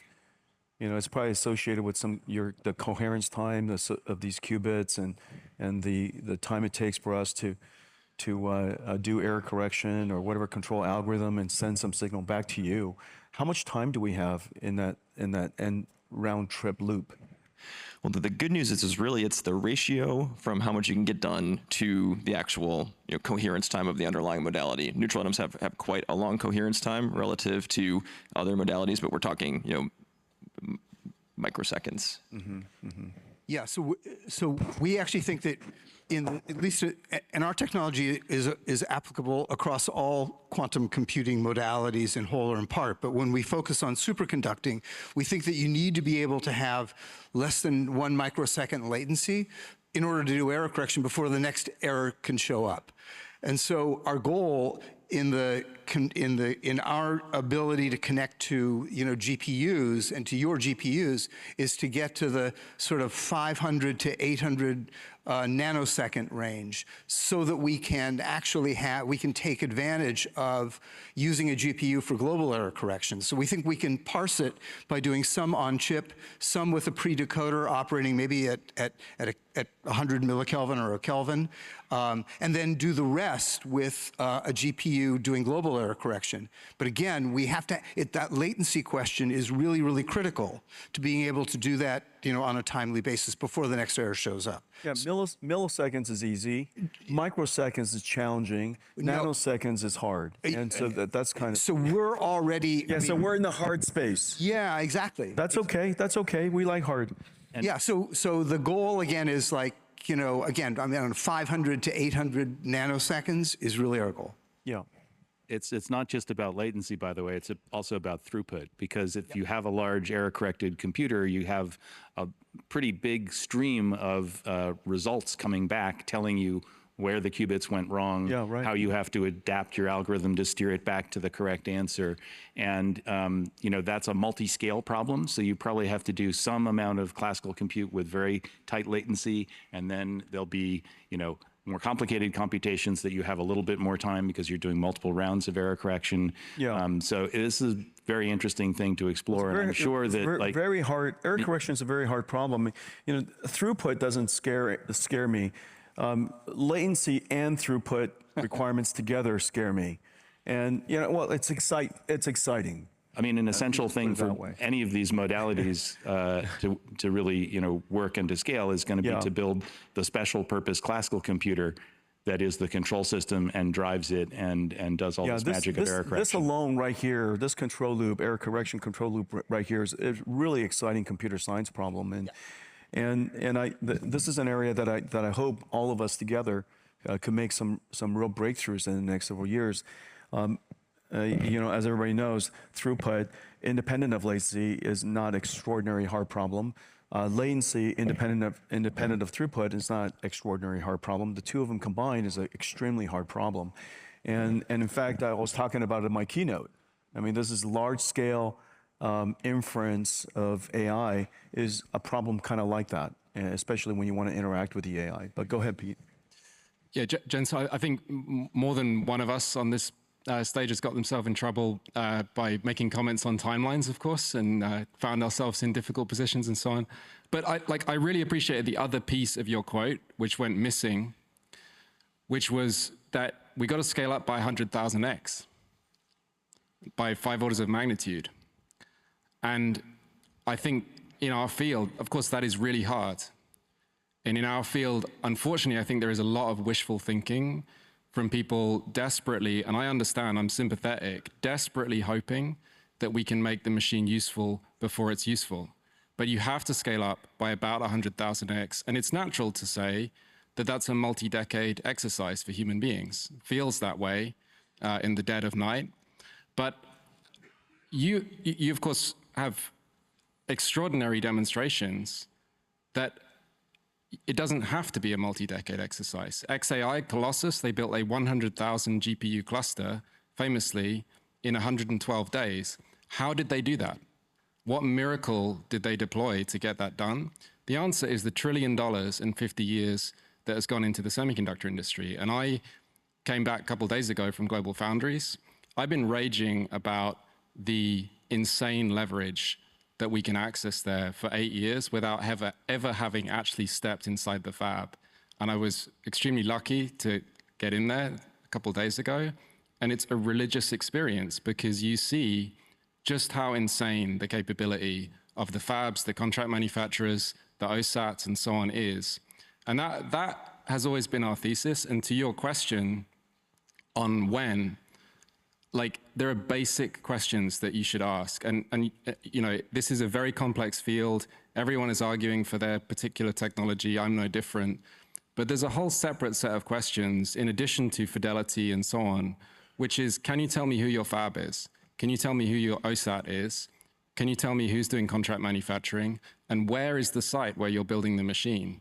And these are necessary but not sufficient conditions to actually being ready to build a genuine useful machine. And it's very hard, but that is what we've really sort of spent our resources towards. And I think it's very exciting that you now see other players in the field taking steps into that same kind of regime. Yeah, in fact, you know, Pete, as you were talking, all of the things that you're mentioning are very sympathetic with us because recently, as you know, we introduced this idea called silicon photonics co-packaged optics, and the semiconductor physics had to be invented. The packaging technology, how you stack it, how you manufacture it, the entire supply chain. I introduced a whole bunch of new supply chain manufacturers. We were able to, of course, leverage many existing industries. If not for that, and we had to invent everything from the ground up, it would have been impossible for us to do that. And so in a lot of ways, you guys are doing what we did with silicon photonics CPO, you know, at a multi-scale challenge. The science is even being invented in your case. And so I think this is really a hard problem. However, exactly as you guys are saying, we have to find a way to carve a route, carve a road for you to be successful as soon as possible and almost every day as you scale up to this future of quantum computing. And if you look at the reason why we're here, we've found a way to, one, explain our story in such a way that we didn't set a bar so high that we couldn't reach it. On the other hand, select the problems that we could solve in quite a unique way early on. And in a lot of ways, NVIDIA democratized parallel computing, if you will, but I did that on the backs of computer games. You know, that was a great decision to find a problem that had a very low bar, if you will. You know, the fact that the 3D graphics we rendered in the beginning were not exactly right, and there were a few missing pixels, and there were some gaps in the Z buffer, and you know, people kind of they accepted it because it was a game, for crying out loud, and so it gave us the opportunity to scale our economics, scale our technology, scale our footprint, and then, you know, we selected the right science, the right industries, field after field after field, and I'm hoping that for all of you. That we shouldn't be held to a standard of computing, which, as you know, is quite high. The robustness of computing, the repeatability of it, the whole industry, everything is very, very high bar. We had to go find an industry where the bar is quite low, and I don't mean it's easy. It's extremely hard. But because there's no alternative to computing, the bar is very low. You know, a computer just simply can't solve it. Like, for example, you couldn't buy reasonably a personal computer in 1995 and play Quake without NVIDIA in it. You can't reasonably do that. And so that bar was, in fact, incredibly low, if you will. You know, of course, you guys are doing something much harder than that today. But I do hope that together we find a path for you guys to be successful sooner than later. And Matt, you were saying earlier your approach, and I love it. You know. Well, we honestly took a lot of inspiration from you. You know, find the markets where you can provide true commercial advantage and address those, get feedback from the market, learn how to fulfill customer expectations, and then find the next one. And with neutral atoms, we're very lucky in that they are flexible where we can, and we do have 3 orders of magnitude improvement over current standards in timekeeping and sensors, which are very large markets in and of themselves. But using that, if we say, you know, timekeeping was your gaming market maybe. That's right. Using all that to actually get real feedback from the market and ultimately develop that commercial muscle that we need as an industry to actually sell these things for real use cases that people were going to earn a return on their investment. Yeah, and I also heard something really, really clever, and of course I knew about this in the work that you guys are doing, that you would stand on the shoulders of classical computers, extend it, and make it do something extraordinary. You know, we didn't replace the computer; we added to it. And the thing that I would explain to people, you know, in the beginning is we never. Nothing was ever worse. Just turn me off, you know, but I don't make things worse. Parallel computing, as you know, violated Amdahl's law and in many applications made it worse. But accelerated computing, we did no harm. And one of the things that I really like, by adding these two, GPUs was added to CPUs, and QPUs could be added to CPUs and GPUs. You keep adding something, and you make that computer more and more special, more and more capable. And so, I mean, it's interesting that there are people who are now talking about, and even whole conferences around quantum AI. And the idea of tightly integrating a QPU into a GPU and a CPU creates that opportunity. So let's explore the space. Yeah. Right? Yeah. Yeah. Go ahead, Pete. Yeah. So I think, I mean, I very much agree with that sentiment.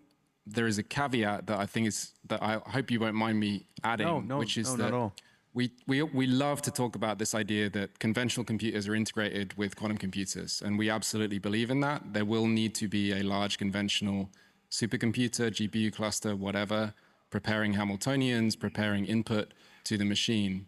But when we talk about this, there's a very seductive idea, which is that the whole will be greater than the sum of the parts.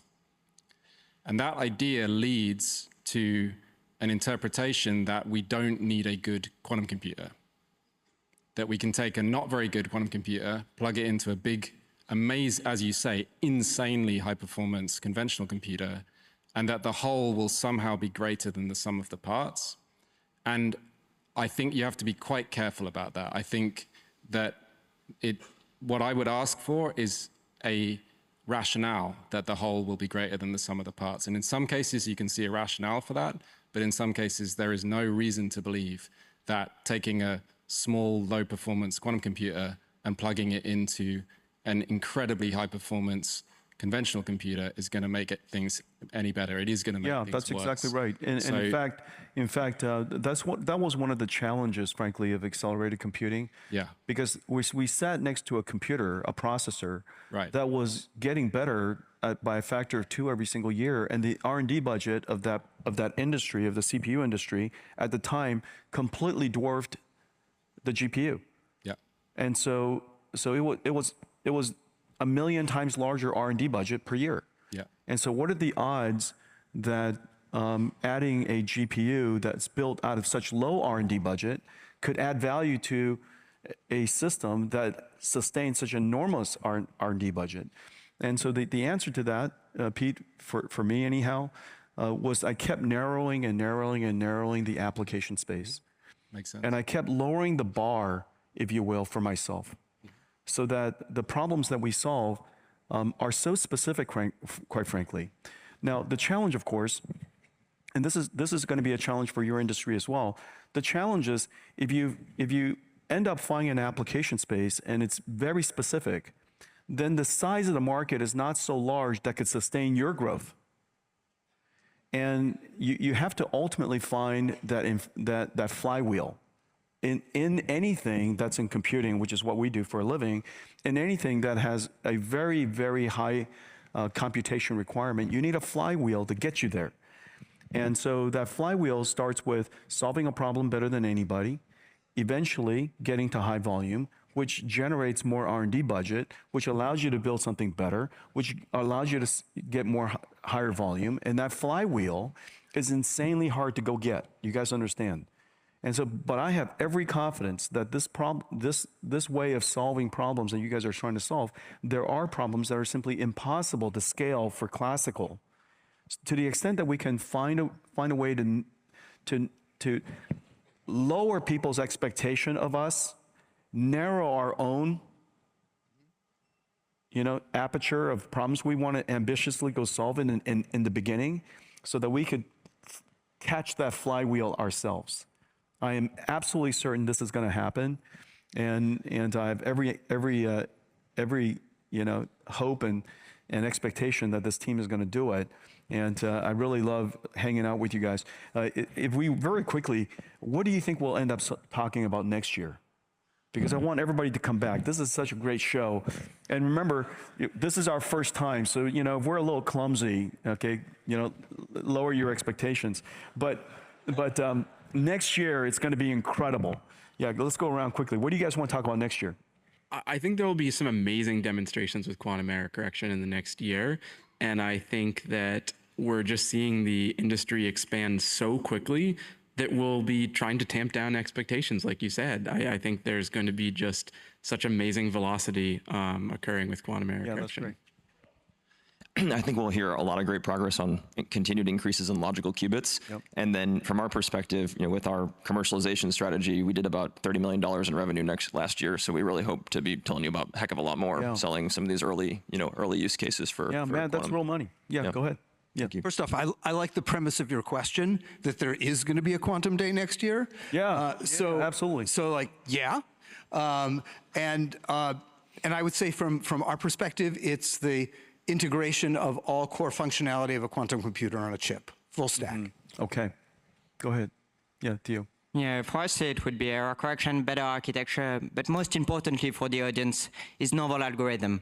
Because there is so much room for innovation in quantum algorithm. I mean, we're seeing completely new subroutines emerging every couple of years. And think about it as someone inventing the fast Fourier transform all over again. It's paradigm shifting for whole industries each time. And so when we're looking for those niche you've been mentioning, those core algorithms, those kind of routines can completely change the reach and the impact of quantum computers and get this flywheel going. Dude, in fact, that's really terrific. In fact, there's a misunderstanding that quantum computers are going to take classical algorithms and just make them go faster. In fact, the whole point is to invent new algorithms, and that are ideal for this new form of computing. Go ahead. Yeah, I'm going to talk about error correction as well, because then again, that's the key thing. Yeah. And we've really entered an exciting phase where you can build machines on which you can run error correction routines. For a couple of decades, Shor discovered error correction the same year, essentially, he discovered his factoring algorithm. So we know that it's possible in principle, we know what the math is, but now this is becoming a practical discipline, right? So we can build and test things, and now you can say, oh, wait, this is the flaw my hardware has, so here's a code that's much more optimal. If that's a thing we can do, and that makes for efficiencies in scaling, like we can try and adapt our hardware to go in that direction. Yeah, so I Rob, think I'm super we're going excited to see a lot about of that whole progress this area. year. Yeah, I'm super excited about that whole area, and I can just tell, just from the downloads, the accelerating downloads of cuQuantum, the number of people who are discovering new quantum circuits to go, simulate and discover new algorithms is growing. And so I'm super excited about that. And so Pete, what are we going to talk about next year? So now we're making thousands of wafers of quantum chips in global foundries at a pretty high level of maturity. We're building large cryostats with no chandelier. We're stringing together heaps of optical fiber. And I really hope that you'll have us back next year.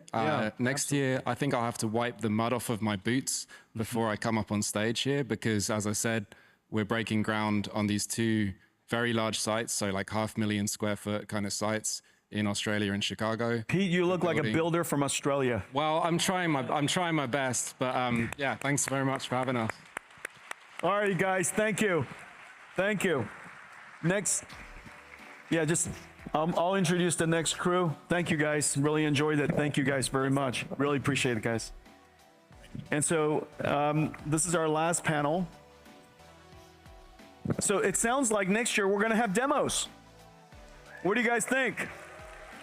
Next year we're gonna do demos. Okay, so the next panel is gonna Simone Severini from AWS and Krista Svore from Microsoft. Okay. All right. Hey, nice to see you. Nice to see you. Hi, Krista. Nice to see you. Welcome. And so we had all these scientists here, and the thing about quantum computing is most of the CEOs I meet and I talk to, I can understand.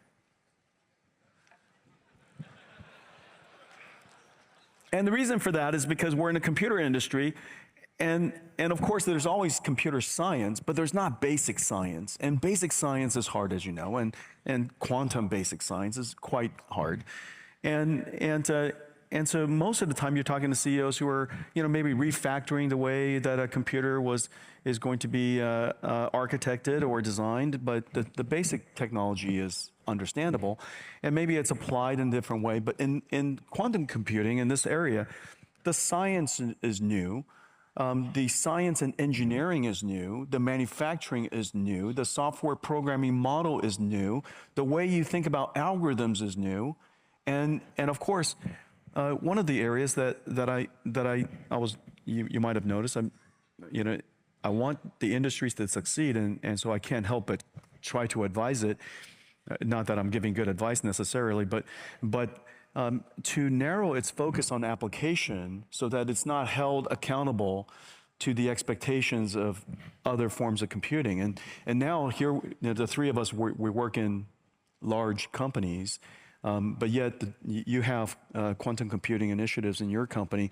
How do you guys think about quantum computing in the context of your overall computing, industrial computing business? What do you hope to achieve?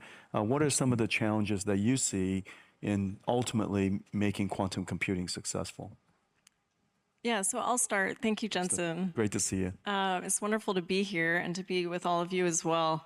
Yeah, when we think about quantum computing, at Microsoft, obviously we have a large cloud, right? We have many customers, and it's really about that, right? We want to ensure that we are empowering our customers, whether they're enterprises or scientists, right, practitioners, with the most powerful quantum computing at every moment in time. And so that means today and tomorrow, right? We are a platform company looking to bring forward a quantum computing platform to enable new scenarios, new applications, right, emerging capabilities and disruptive capabilities. For everybody's benefit, what technology did you choose? Did Microsoft choose, and why? Yeah, so we have a couple of approaches, right? We both partner with other quantum processing unit providers, right? Quantum hardware providers. And then we also have a long-term investment in an approach called topological qubits, topological quantum computing, where we have just had a breakthrough announcement, in fact, in the last month, and then also this week at the APS March meeting for physics, where we shared more data on our approach around the topological qubit. And the idea here is that you encode the information non-locally, meaning our qubit isn't just a single point. That qubit, the information of the qubit, is spread across a device design where it promises to protect that qubit more, but it also gives a very nice control profile. So we can use digital control instead of analog control, and it can simplify the amount of control requirements in the quantum computer itself. And so this is called the Majorana 1 chip that we shared last month. Okay, we're going to come back to you in just a second about applications and how you think about computing platforms and that kind of stuff. But Simone, if you could help us understand, what approach did AWS select? Why did you guys do that? And how do you see quantum computing in the overall context of your computing strategy? Sure, thanks for having me. It's a great opportunity, and this is my first GTC. It's been a wonderful week. So I'm going to tell you something very boring. You heard it already a few times today. We built quantum computers based on superconducting technology. So we give strong emphasis to error correction. So we believe that error correction is really going to be important for quantum computers to deliver their long-term promise. So I'm not saying that quantum computers built so far are useless. Actually, they're extremely useful to learn a lot about how to build quantum computers for the future. We announced recently a superconducting chip called Ocelot. Ocelot is a kind of wild cat. The name is between Schrödinger cat and oscillator, so scientists came out with this name. So that's clever. That's almost as clever as NVIDIA. So Ocelot demonstrates error correction in a scalable architecture. And you've heard this term scalability. It's an important term. Yeah. So now, why superconducting devices? So my mental model hinges on three terms: knowledge, speed, experience. Knowledge, there is a lot of experiments out there done with superconducting devices. In industry, in academia, proof of concept for error correction. So good basic knowledge, good background. Second is speed. They're fast. They use microwaves, so it's easier to implement error correction. And finally, experience. So at AWS, we have a good amount of experience with custom silicon, with semiconductors. Some of this experience can be translated to superconducting technology, at least from the operation point of view. Of course, we are open-minded about all other ways of building quantum computers, and we're very excited about progress that is happening across the board. Yeah. And Krista, back to you. The technology is still developing. It's making great strides. Frankly, if you just timed the milestone to milestone of the industry, the rate of milestone achievements is accelerating. And that's really terrific to see. But you still would like to find early applications or ways to think about quantum computer as you're developing it to make it useful, to find use for it as you go. How are you doing that? Yeah, so I mentioned our work on our Majorana, our topological qubits, where we're really focused on utility scale there, right? It has the right size, speed, and reliability and controllability to reach millions just in the palm of your hand, right, is what we're focused on in that technology. We're also working on types of qubits today that we are building to have 50 logical qubits this calendar year. So for example, with atom computing, Ben Bloom was on the stage earlier in this session. With atom computing, we are working together to co-design the architecture so that we can enable the most and best logical qubits. And so when you look at upwards of 1,000 physical qubits, 1,000 neutral atoms in this platform, we can work on how we arrange them, how we move them to best enable, say, 50 logical qubits that have better performance characteristics than the underlying physical qubits themselves. Now, with those 50 logical qubits, then we can look towards showing, the early applications, right? Around 50 qubits is where you can start to outperform classical computing, and then around at 100 logical qubits, you can start to outperform, applications in the space of science, right? Where you might be looking at different materials models, quantum magnets, and so our intention in this next few years is to work with 50 and then 100 logical qubits, then build to several hundred, where we're really pushing the limits, on the applications. And at the 50 qubit area, what application space are you mostly focused on? How are you selecting your applications? Yeah, so, definitely the most, we believe the most promising set of applications is in chemistry and material science, biochemistry as well. And so in that space, as we look at the rise of AI, right? The AI capabilities that have emerged are just immense and tremendous. We don't want to replace AI with a quantum computer, right? And I really view a quantum computer as an accelerator. It is something to accelerate the other compute we already have. We need to integrate it with AI and high performance compute in the cloud, not replace it. And so it's really about bringing those together. In the next few years, I think it's all about using the quantum computer to produce highly accurate data. I used to think of a quantum computer as a standalone solution provider, right? I'm going to run a problem instance, I get a solution out. But that's not the right way of thinking about it, right? No. The other way to think about it is I'm getting classical bits out. What are classical bits? Data. What do I do with classical bits that are highly accurate for what they represent? I use it for training data. And we know that we can use lots of training data, right? We can use lots of data to train an AI model, and we can augment that model with small amounts of high quality data. And we've seen this in different spaces, machine translation, right? Other tasks, where small amounts of high quality data can make a huge difference in the task you want to use that model for. And so in the space of chemistry and material science, I think this is an incredibly promising direction for quantum computers with 50, 100, 150 logical qubits, where those logical qubits have to be better than the physical qubits they're built from. Yeah, and Krista, I'm sure you guys all got it, but one of the areas that's super exciting is in the area of materials and biology, where we would like to train a model. We would like to train a model to train a representation of biology, but where's that training data come from?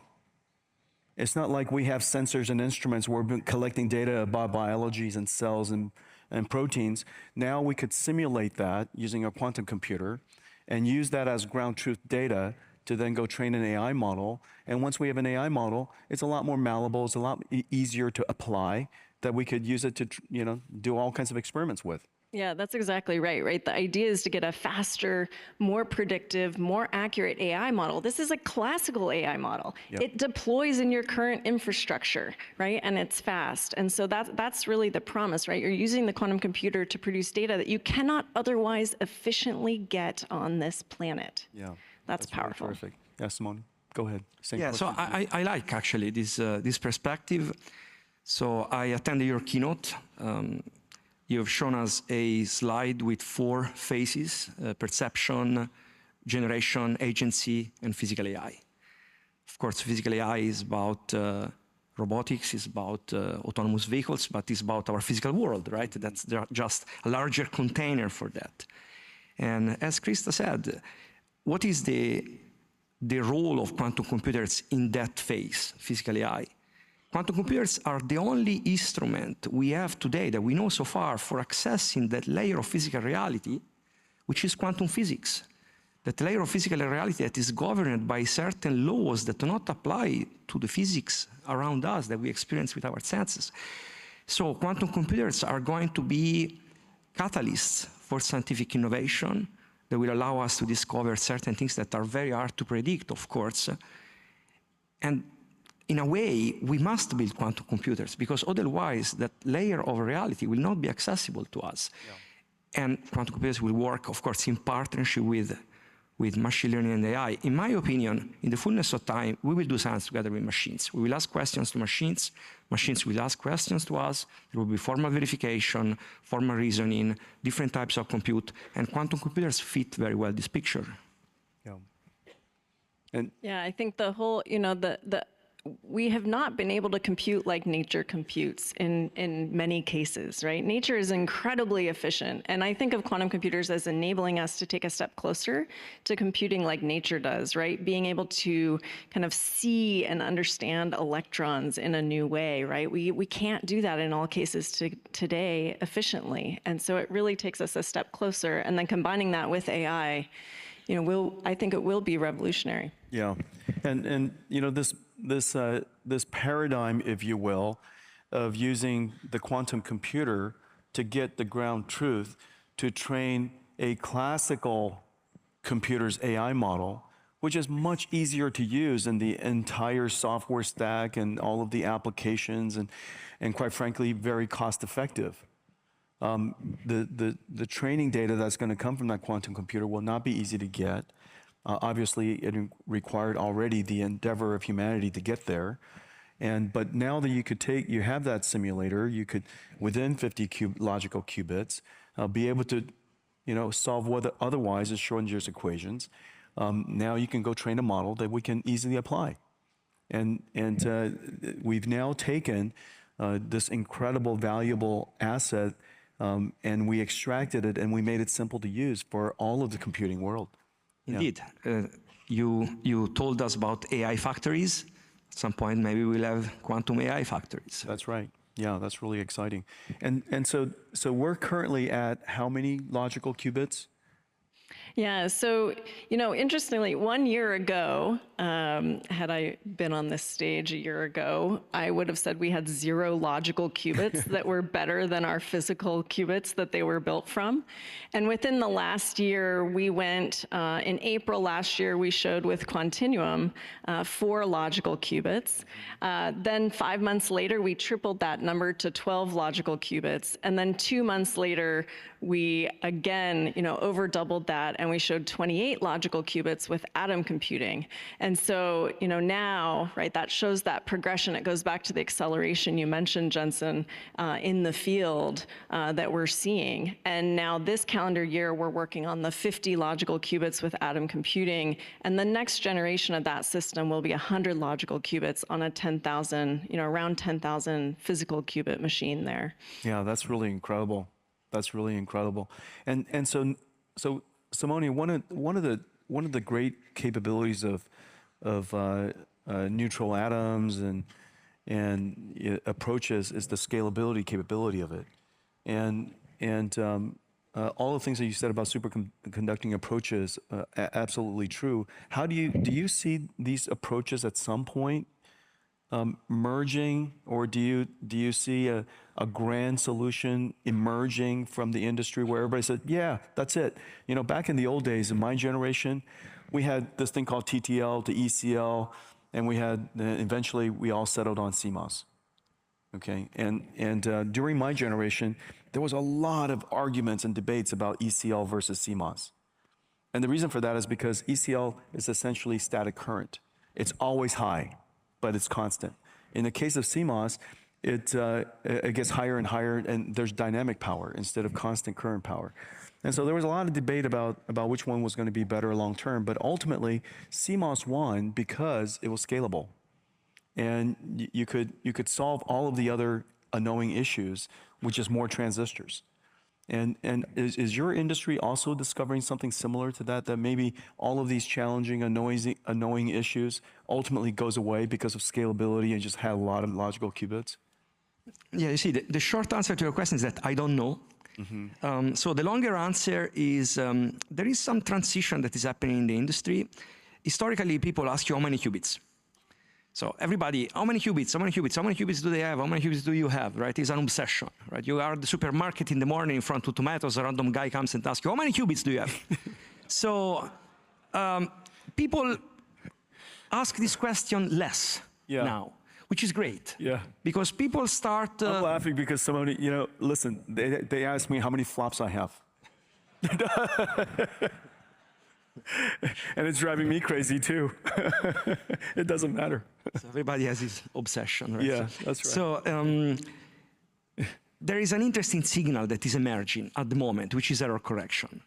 Last 12 months, number of different experiments done with different modalities, ions, neutral atoms, superconducting devices, more exotic devices.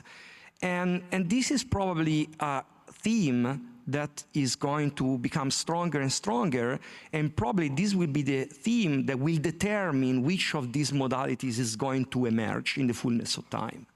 Yeah. Well, go ahead, Krista. Maybe I'll just say, you know, you mentioned flops.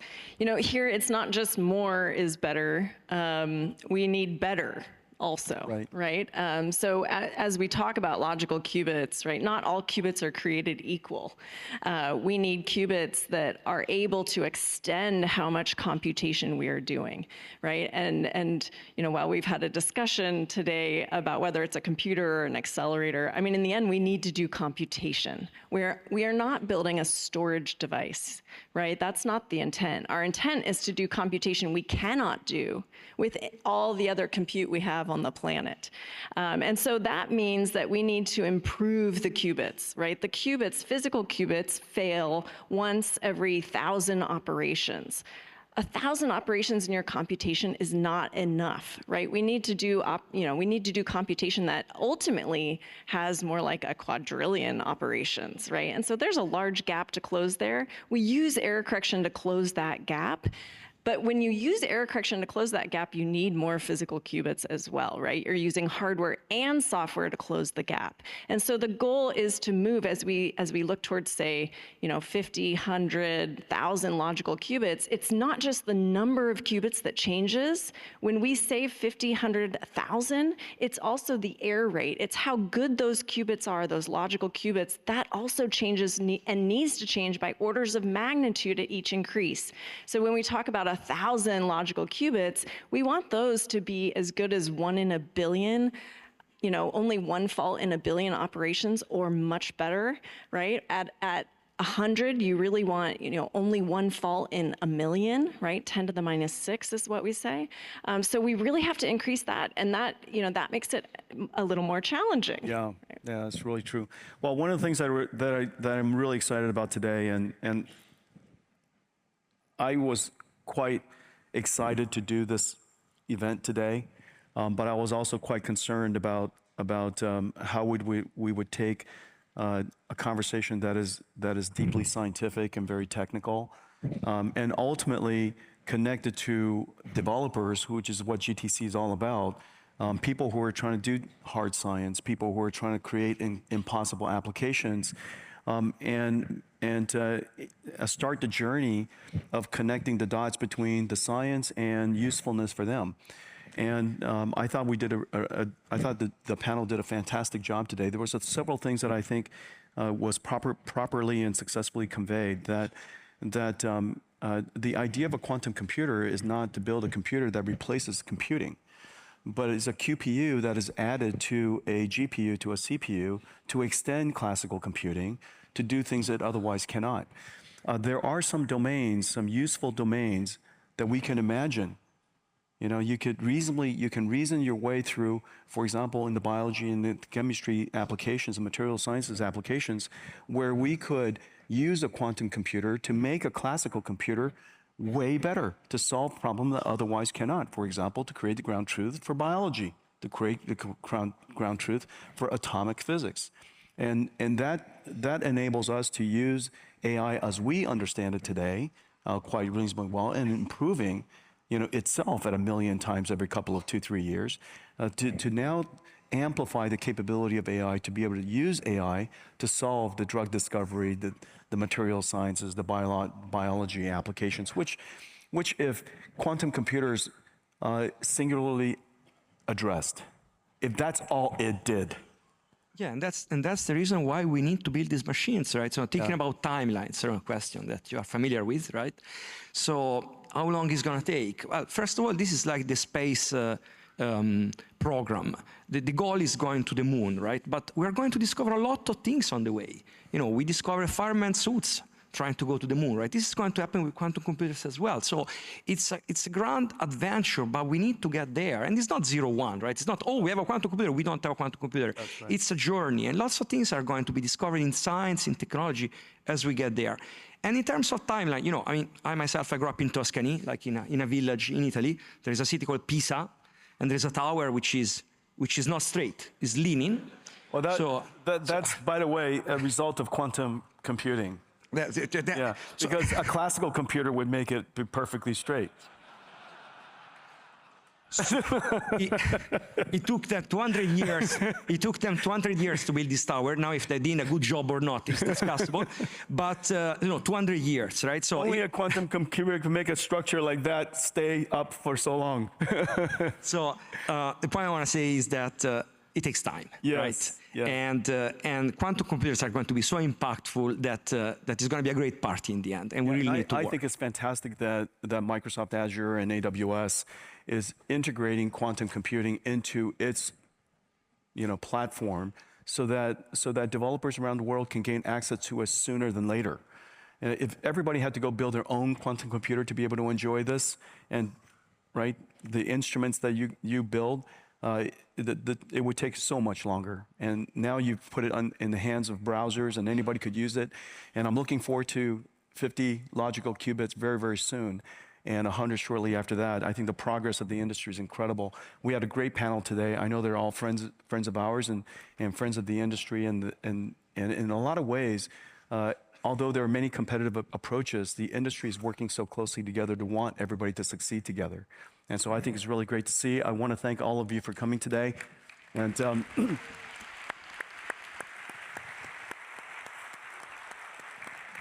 and if I had to be wrong to show everybody in the world that quantum computing is worthwhile to do, and that the industry is built of amazing people, and the work that the industry does is going to make a great impact. And if I had to do a mea culpa in order for us to demonstrate that to the world, mission accomplished. Thank you all for coming.